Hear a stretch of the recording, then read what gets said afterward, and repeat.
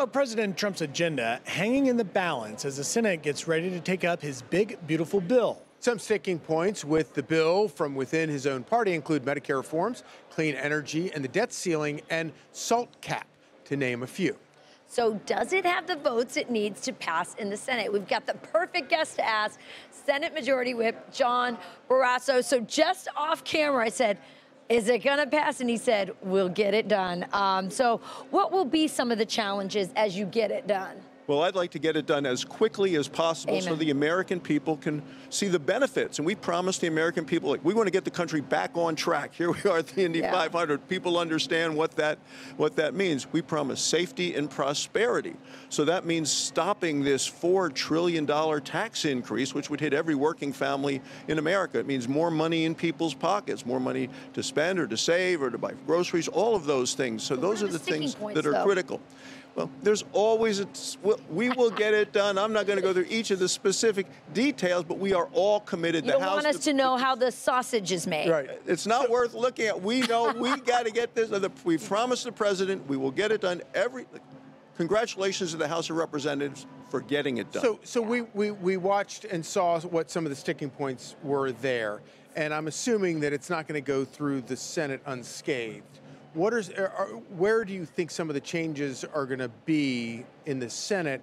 And then will those changes, do you think, wind up being acceptable when it goes back to the House? Yes. One, we need to make sure the border is secure. The president was elected to secure the border, number one. Number two, we need to make sure we get rid of so much of this waste, fraud, and abuse that we're seeing in the government.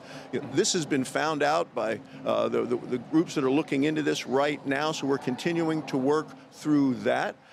We need a strong military, a strong defense. That went away over the last 4 years. Tomorrow's Memorial Day. I'll be in Wyoming at a cemetery with our Gold Star families. People want to make sure that we are a strong nation. From the standpoint of energy, we need all of the energy. And Biden put a lot of money on bad things. You know, just last week we blocked the Democrats' view going out the door.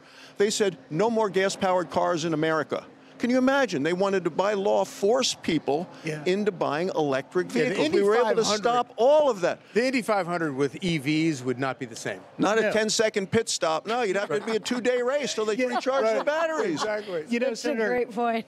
You mentioned energy, and President Trump announcing that his administration will pursue nuclear energy. Listen here. I think we have a soundbite of that.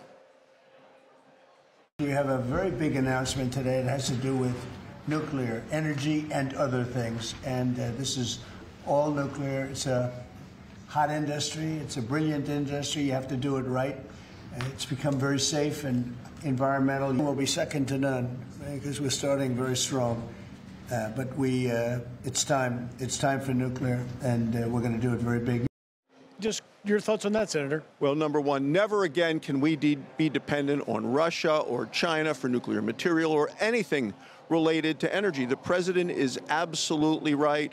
We need to be uranium here, the next generation nuclear power plants here. We need all of the energy. And I'm from Wyoming, the breadbasket of American energy. We're building that next generation of nuclear power plant. But additionally, in the fight for AI against China, you need massive amounts of energy. And the Biden administration really put our head in a noose the last 4 years by telling the EPA, prioritize climate over energy that's available, affordable, or reliable. President Trump is focusing on energy dominance. Last month, I was with him in the White House. He signed an executive order on coal. We need all of the energy. When President Trump rightly says energy security is national security, he knows what he's talking about. And you guys just did this story. What? Energy, gas, 50 cents cheaper right now, a gallon than it was a year ago. The lowest, did you say, on Labor Day? 4 years. Yeah. That's what this administration is doing. That's what a united Republican Party is doing to get down prices, to increase wages, to bring jobs back home. And what this EO is going to bring nuclear energy jobs back to America. Amazing. We shall see. Well, Senator John Barrasso, thank you so much, and thanks for reminding us the days of the green scam are over. Thanks for all of that. And a reminder of how important it is that Trump and Republicans managed to win the Senate. So yeah, thank you. Makes John a Barrasso, difference. thank you. Enjoy the race. It's going to be magnificent. Do you have a favorite, by the way? Well, you're going to have Helio on. He'd be 50 years old, running for his fourth. I was with Joseph Newgardner last night. He's running for 3 in a row. You had, Pato O'Rourke on yesterday and Alex Palou. I mean, this is anybody can win this race. You have some of the fastest drivers starting in the rear. It's going to be an exciting one for history. Thank you, Senator. Sure is. So great. I'm Steve Ducey. I'm Brian Kilmeade. And I'm Ainsley Earhart. And click here to subscribe to the Fox News YouTube page to catch our hottest interviews and most compelling analysis.